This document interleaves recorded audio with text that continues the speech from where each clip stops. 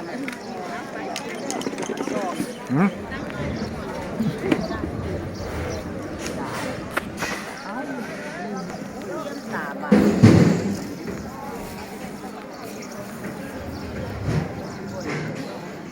อันนี้กระดาษป้า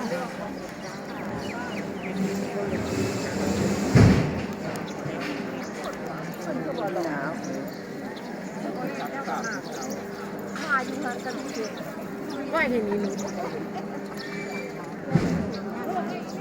นั่งมากระยานโง่โง่ใครก็คือมันแข็งแรงเนี่ยสิ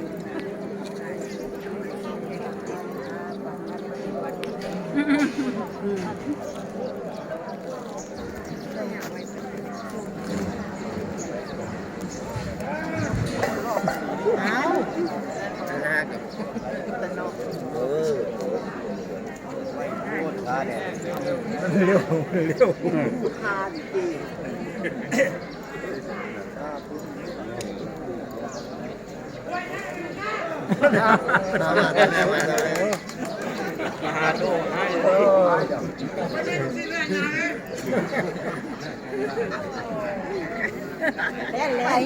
ไปทำหน้าที่พุ่นน่ะร้องนะเฮ้ยผู้ใหญ่เพิ่นเด้อ เอาไฟมาลุงซี่เร็วพี่นะได้เลยได้ดังเลยว่ะ